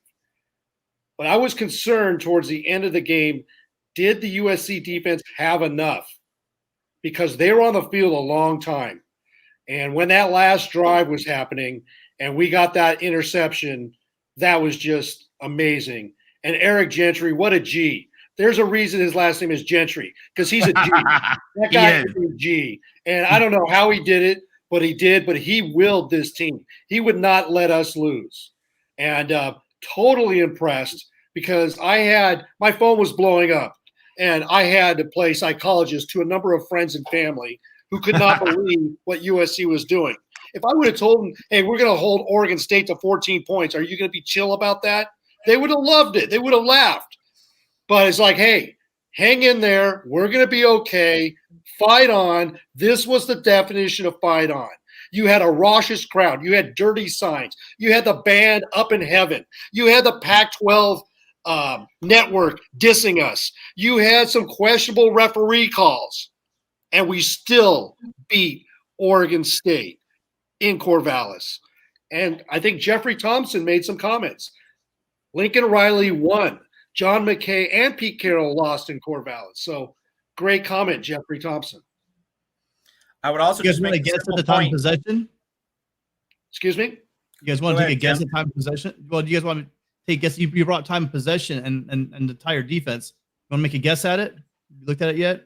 No, I didn't look at it. I would say that Oregon State probably had the ball for 34 minutes and USC the balance, 26? 26. Anyone else I want to thought guess? it was 31-29. It was 15 seconds. Well, 30 seconds was the difference. It was 30-15 and 29-45 in favor of USC, Wow. which in itself, again, it was part of the game plan, because those long drives they wanted to shorten up, but it turned out having an effect on them. They weren't able to sustain those drives, so it was pretty interesting the way it balanced out. I was worried about that big time. It just seemed like USC's defense was on the field a long time. Yeah. Well, I mean, those drives felt like years in the fourth quarter. They for did. sure. And real quick, guys, one little side business note. Everybody, if you could, first of all, we really appreciate you. So many of you guys. We've got a couple hundred of you here in the chat and watching live. This really means a lot to us. If you could help at all, Mark Rogers and the Voice of College Football channel, if you could like this video and if you want to subscribe to this USC sub channel, because we're live on the sub channel right now. We're not on the main channel.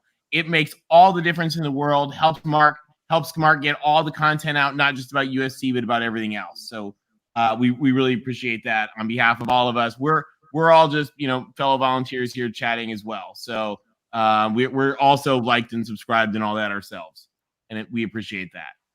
And going back to Eric, what you said, when I was looking at the game, there were times, like there was one time where for whatever reason Caleb got spun around. And then he ran out of bounds 7 yards short of the sticks when he could have easily thrown it away. That set up a 2nd and 17. Then there's the play you're talking about where he had room to run. He tried to force that throw, where he had plenty of room to run forward. There's another time where you had Addison wide open, literally wide open, could have walked in. But here's what we all have to remember, you guys. This is his 11th game, I believe, as a starter. I mean, I'm not sure the exact number, but it's somewhere around there, 11, 12, whatever, as a starter. I think that we need to be patient with our expectations, and those reads will come. Just like the defense, we just need this team to gel. And we're lucky enough not to start out with Alabama to start the year like we did in 2016. We've been able to ease into this season, and I'm hoping we just have to hope for. Again, our goal should be to get better and better and better every game, so that when we come out and for a 2023 squad, we're firing all cylinders. Yeah, and we're honest fans here. I mean, we're going to be critical when we see things that need improvement. And yes, it is his 11th game, but he's a heck of a quarterback, and he wants to get better. And Lincoln Riley wants him to get better. And they'll go back and they'll look at the game tape, and they'll make improvements. And I'm sure that Caleb's an honest guy. He wants to be a great player, and he'll look at where he can improve. You saw him on the broadcast right before I think the defense went out, and he was rallying them. And I wouldn't be surprised if Caleb Williams came out this week and said, look, that's on me. I can play better. I need to play better. I didn't play up to my expectations. He will say something along the lines because he's a great player. Gixer, I don't want him to throw I don't want him to throw a desperate interception. I don't want him to just throw the ball out of bounds. Instead of stepping out of bounds and lose 7 yards, just toss it 4 or 5 yards deep, past the sticks, past line of scrimmage, and go back to the line of scrimmage instead of making it 2nd and 17. That's all I'm asking. That's a lot. But let me put the link in the chat again for any of you guys that are out there. We want to hear what you guys have to think. Especially anybody who was in Corvallis. That was so cool to hear from Connor about what it was like in the stadium. We'd love to hear from you guys. But as well as just anybody that wants to tell us what you think about USC and this team tonight. Matt, what we think about the season going forward. Matt, when you joined us, we were just kind of talking about Caleb Williams' performance. What are your thoughts on his performance this evening? Yeah, well, your point about him having only 11, 12 games. He didn't have a full season as the starter last year at Oklahoma. He came in midstream. That is a relevant point in his development. And you look at other quarterbacks around the country who came in midstream last season. Like one relevant example, Tyler Van Dyke at Miami. He came in midstream last season after Eric King, the starter for the Hurricanes last year, got hurt. And Tyler Van Dyke, was the guy entering this season. And he entered this season with a lot of hype. And he has just disintegrated. He got benched today in Miami's loss against Middle Tennessee. So that kind of puts the Caleb Williams story in a little bit of perspective that, it was a bumpy ride today, but Caleb Williams gathered himself. I think a relevant comparison to make just in terms of game flow and another big-time quarterback in college football recently, Bryce Young. Bryce Young had a terrible Iron Bowl against Auburn. Alabama trailed 10-3 with 1 minute left. Bryce Young leads the tying touchdown drive to save that game, to save Alabama's season, get Alabama to the SEC championship game and then the college football playoff. Did a similar thing earlier this season against Texas. We saw the same kind of leadership capacity, the same knack for being able to, athletes need to have short memories. You can't be dwelling on what just happened, what happened earlier in the game. You always have to reset, focus on the next play. Caleb Williams put 58 bad minutes behind him to deliver at the very end. So his teammates are not going to focus on the first 58 minutes when he was so off. They're going to focus on the last 2 minutes when he was so on.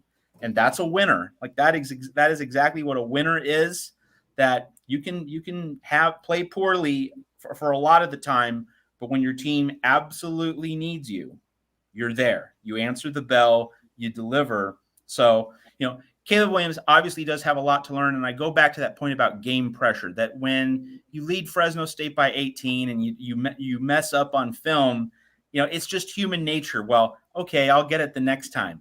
But now this was, a true cauldron of pressure and the weight of expectations crashing down on his shoulders to be able to take that deep breath that we all wanted him to take throughout the game and actually summon forth the clarity to finally throw passes on point.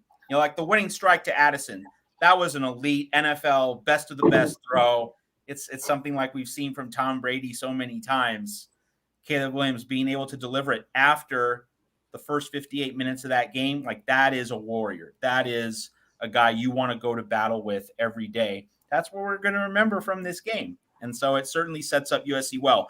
The one extra point in general to make about this game is USC derives so much more value from winning this way than it would have from winning 31-10. Like, that USC locker room just has to be, wow, we really answered the call. We really rallied around the flag. That is, coaches can talk about building culture.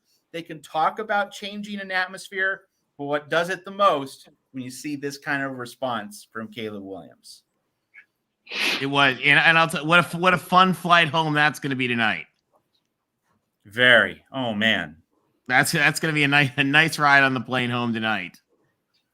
One part of growing up and being human, and all of you guys can relate to this, I'm sure. At some point in your life, you look around you, you're in a situation of crisis, or if not crisis, certainly uncertainty. How's this all going to work out? What's my future looking like? And you don't know how much strength or resources you have within you. And you just have to walk over those hot coals. You just have to go through that period of difficulty, face it head on, confront it. There's no escape. There's no side door. You just have to go through the flames. And so for this USC group to do exactly that and succeed, oh man, that is just such a cohesion builder for the rest of the season. And it's a great thing to see. This is a good point right here. Can the national college football analysts now catch up Johnson Smith's greater than super uptight Mario as a college football head coach I would say I'm on the Jonathan Smith bandwagon. I've been on that Jonathan Smith bandwagon since he was a quarterback. Yeah, recruiting Mario, coaching probably Jonathan Smith. Yeah, Jonathan Smith, and because I mean Jonathan Smith is like a dual coaching tree hybrid of the Denny Erickson tree and the Chris Peterson tree. Like he's like arguably one of the more successful of both of those.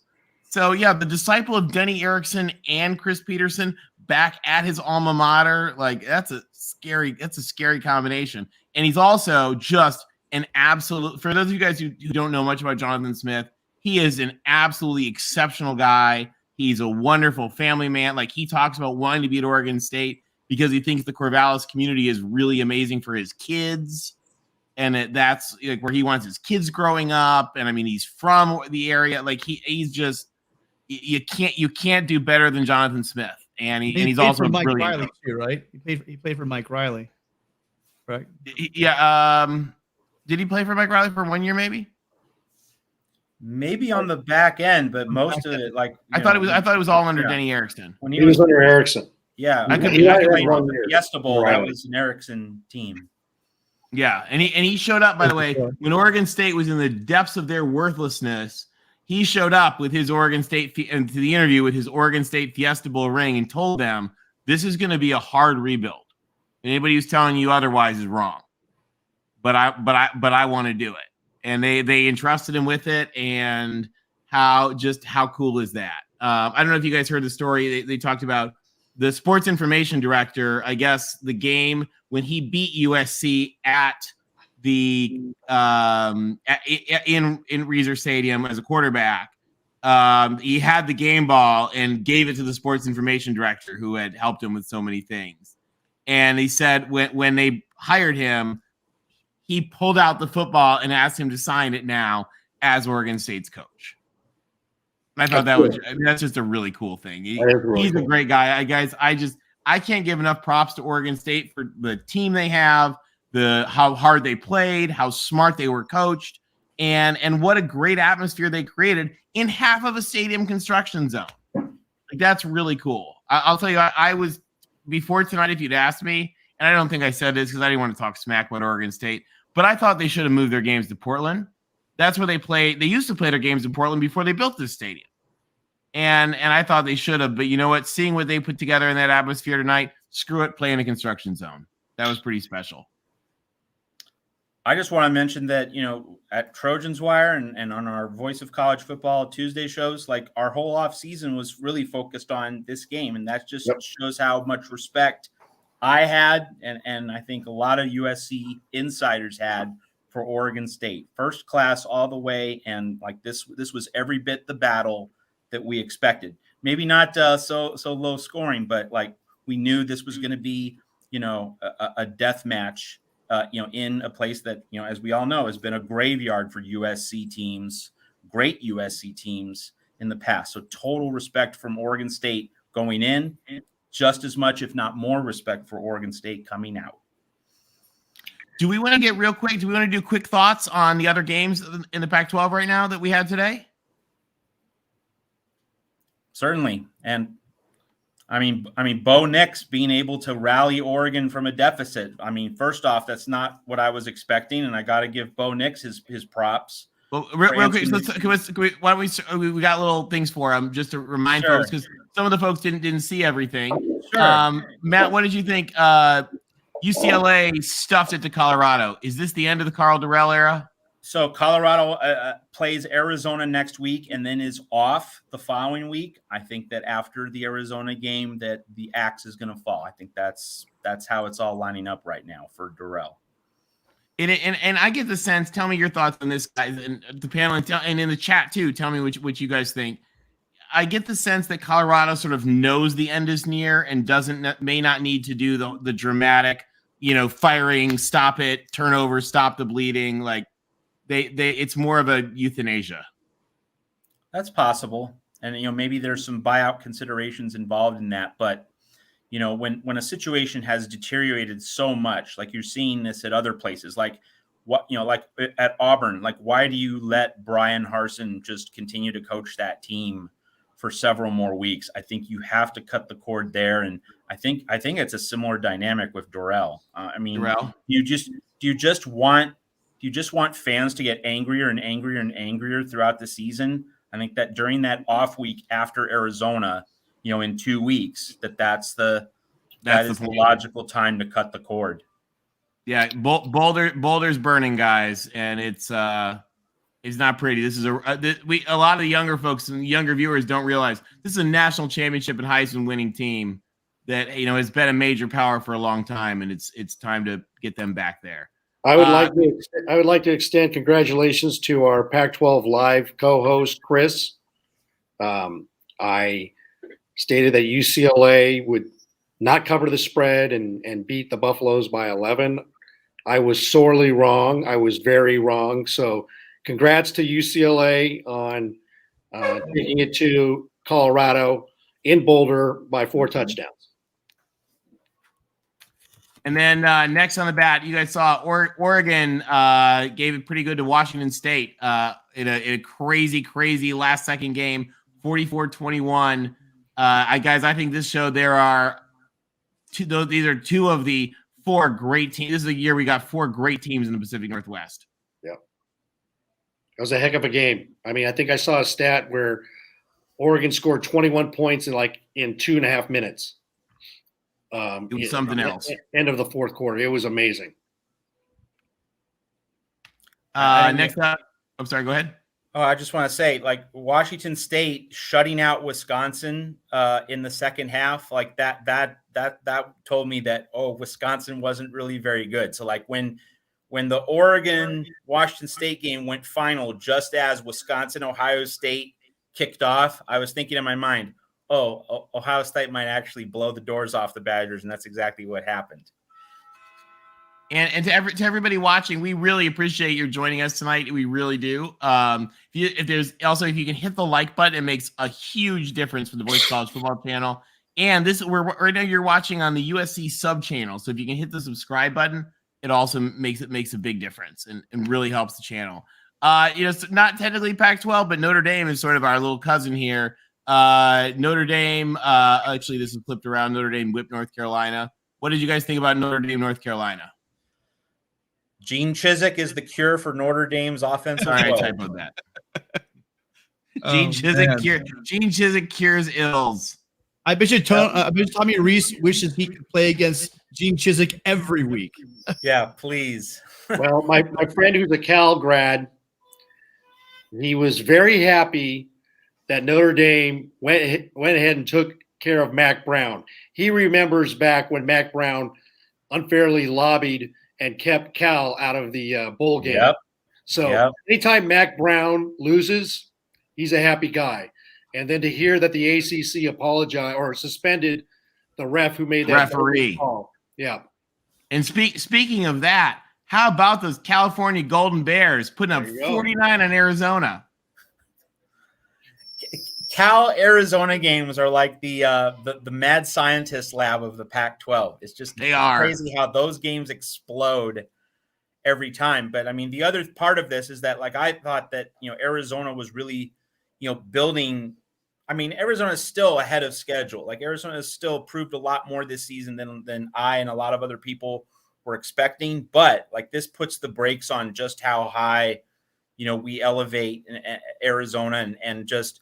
I was thinking going into this Cal-Arizona game that Arizona was going to win and that USC's trip to Tucson was going to be really difficult. Now, I'm not saying it's going to be a walk in the park, but I will say that on a scale of 1 to 10, I think the danger threat level went from an 8 to a 5.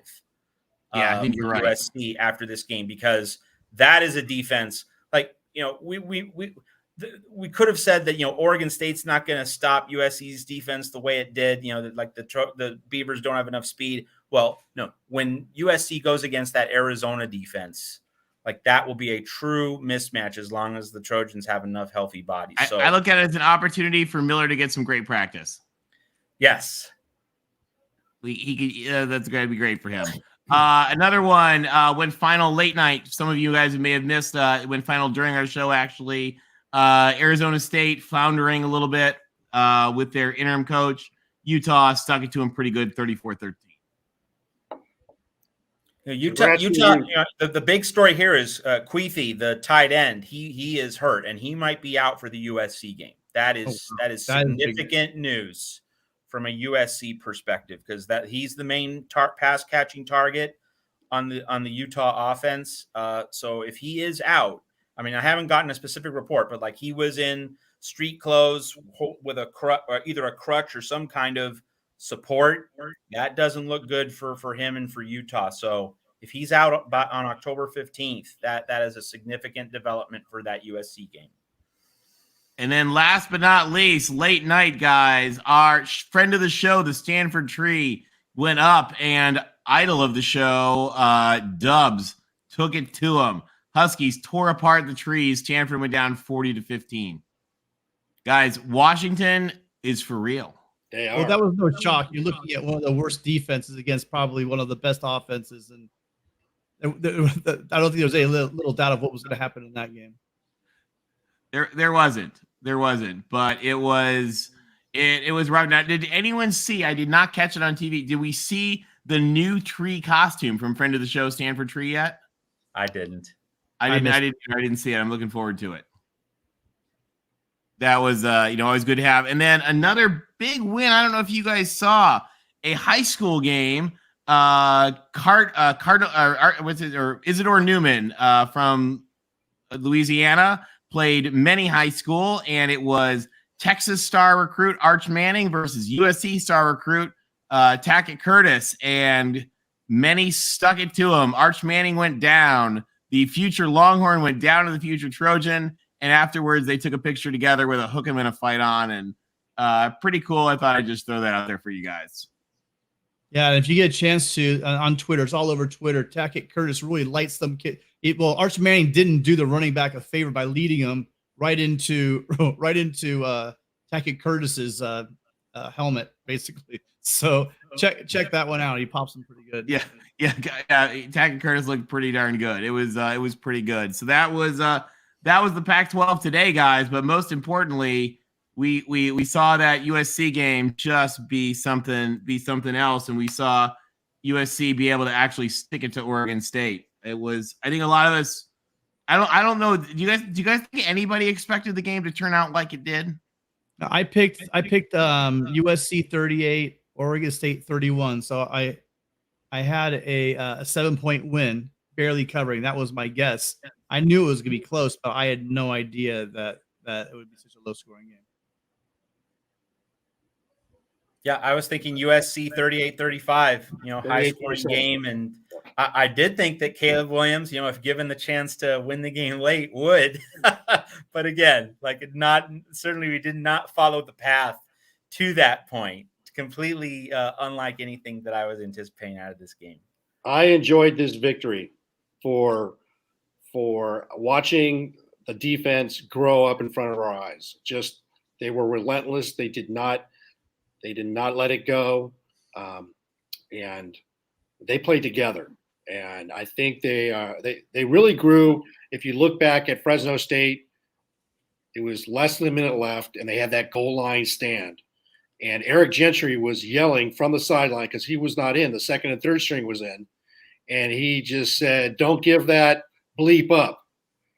And I think we're going to look back, and from that point, they are united. They are focused. They're growing. They know they're going to make mistakes, but they're out there balling. And again, 4 takeaways, 4 interceptions. And you could tell Jonathan Smith crafted a great game plan. But at some point, Chance Nolan had to step up and make some critical throws, and he just could not do it. He couldn't do it. And that's a tribute to Grinch's defense and the players on that field, because they knew they were going to get an opportunity. I mean, he wasn't a highly recruited quarterback. He played out in Menifee. He went to Paloma Valley High School. He then went and signed with Middle Tennessee State. He was there for a year, came back to Southern California, went to Saddleback Junior College in South Orange County, and then he went to Oregon State. So he's a journeyman, and credit the guy for not giving up. But Chance Nolan was going to give our defense some chances, and they cashed in on 4 INTs tonight. That was the difference in the game. It was. Joe Sixpack, completely agree with you about Eric Gentry being the front runner for Pac-12 Defensive Player of the Year. I mean, there's no question he's the MVP of this USC defense thus far, but more than that, like making clutch plays, making game-defining plays, and his leadership, like he's bringing the whole package to USC. So completely agree with that assessment. Like you can't really say that the Pac-12 Defensive Player of the Year belongs at Oregon or Washington State, not after the video game that they played today, Arizona and Cal, also with an 80-point shootout. I mean, and Washington, the story with Washington is its offense more than its defense. Not that its defense is bad, but just the offense is kind of leading the pack there on Montlake. So yeah, it's very much Eric Gentry. Obviously, some big tests ahead, but if you were to say right now, no question about it. I'd like to throw Tuli Tuipulotu's name in there, that hat as well, though, because he got another TFL today, and he doesn't get, kind of like Eric Gentry, sometimes doesn't get the credit for the interception, but he's the cause of the interception. Tuli's kind of that unspoken guy. It's really getting a good push on that defense line. Yeah. Also got to mention Solomon Byrd, that the transfer from Wyoming. That where would USC's D line be without him? Because this D line needed bodies. And, Corey Foreman is still in that developmental process. You have Romello Height out likely for the rest of the season. Other guys other than Tuli needed to step up. Solomon Byrd's been right there at the forefront. And he was there talking about that theme of unspoken hero. I mean, he won't show up in the stat sheet, but he had that pressure that led to the right interception. And that was so important. Yeah, it was a clutch time too. Yeah. With Earl Barquette, both of those guys.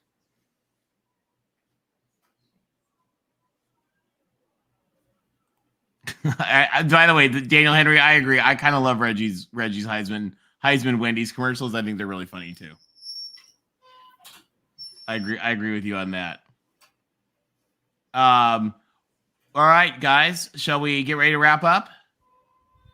Yeah. So everyone in the chat, please go tell any of your Trojan friends we would love to hear from them. You guys, I know you're out there. There's a number of you. The odds are that you're Trojan fans. Please, you guys, come in. We set this show up. It's not for us to sit up here and talk. We really want you guys to have opportunity to, brag, or if you need to vent about something with the team, this is the vehicle we want you guys to use just to get to hear. I know a lot of you guys are active in the chat, but we'd really like to hear from you in the show. So please, if you feel up to it, please join us. Tell all of your friends. We'd like to hear from you. Definitely. And it really means a lot that you're here with us tonight too. So thank you everybody. Thank you everybody for joining us. All right, final thoughts. Matt, you want to go first? I just, this now we can be serious about talking about this team's potential, because I think in the preseason and in the first few games, you're just trying to survive. You're just trying to, post the results. I mean, this applies to the NFL just as much as college football. Like, you need to win bad games, need to win weird games in the early part of the season before you get to mid-October, November, when everything naturally flows together better. You have more cohesion. You have more reps under your belt. Championship teams, great teams, successful teams, they get through September. They just find ways. I mean, it's cliche, but this team really did find a way. And now we can begin to entertain the bigger conversations. And what a pleasure it is to already be entertaining bigger conversations at USC in just 1 year under Lincoln Riley. It's exciting. Matt, thanks for joining us. Thanks for having me. LBC, what'd you think of it? Give us our final thoughts on the big win for USC tonight. Well, I was really pleased going into the season. My expectations were 8-4, and I had one of the losses coming at Stanford or at Oregon State, and they obviously passed both tests. So we're a third of the way through the season, 4-0. They're doing better than I anticipated. And we saw the defense step up today when our offense couldn't produce or struggled to produce. And so that was great to see. I think the culture on this team is amazing. So kudos to Lincoln Riley and his coaching staff and the captains that are on this team. So it's exciting to see what's going to happen next week. We got to take care of business at the Coliseum the next 2 weeks, and then we get a date in Salt Lake City. So exciting to see the Trojans fighting on, and that was the true definition of fighting on. And it was there was a lot of mistakes in the game, but there was a lot of great plays, and they just played all 60 minutes, and that was so good to see. It was. All right, Rick, go have fun. Have fun with the family in Palm Springs. Fight on. Fight on. Tim, what a game. First of all, I want to thank Tim. Tim and I were watching that the second half together, and he put up with my impatience very, very kindly and generously as I fussed and nervously waited for us to get through that game. So, Tim, thank you for that. Tim, what are your final thoughts on the game? I saved this one because I saw it, and I would love for this to be the reality, and I hope you do prove it. I hope this team does prove us wrong. I hope it goes to a playoff. I wins the national championship, right? The reality is that we were a 4-8 team last year, probably a 6-6 team if we had a head coach, not a cornerback coach, coaching the team. But the key here is going to be getting better every week. We're already hearing all the haters come back out and getting angry and calling our players names and calling our coach names. And that means one thing. It means that we are back and that we are on the national stage again. Are we at a championship level yet? I would say we're not. But we're taking steps each week to get us to that level. The goal, again, is not to get there in one game, 5 games. The goal is to get better every week to the point where USC moving into the Big Ten, we are going to be on the national stage again and expected when people come into the Coliseum, I don't care who you are, you're going to be afraid to lose. So that's our goal. I see we're taking steps each week. Hopefully we can take that next step again against Washington State at home and protect our house. Well, I couldn't agree more. What an exciting night, guys, for USC. It was a lot of fun. It was a game that, had us pretty nervous, but a game that we were able to actually pull through and show that when push comes to shove, this team can find a way to win, can scrap that win, whether it's on offense, whether it's on defense, whether it's special teams. Team came together, and I think that said a lot. Like you guys heard me say, I think it also said a lot for Oregon State. Couldn't be prouder to be a conference member of Oregon State tonight. Great team, great coaching, great fans, great environment. It was one for the ages. But most importantly, I want to thank you guys because so many of you are watching. You've been in the chat. You called in the show. It means a lot, and we really appreciate it. Mark has an amazing community at the Mark Rogers Voice of College Football, and it's because of you guys, and it's because of your engagement. We're not trying to be ESPN. We're trying to create environment where fans can come and talk about the games and get excited and interact with each other, and not just fans of USC, but fans of all different teams that want to talk about USC, because it's really exciting to have USC back again. So as a Trojan, I couldn't be more proud. Fight on, everybody. Have a wonderful night. We'll see you next week, and with our special pack shows as well. Take care.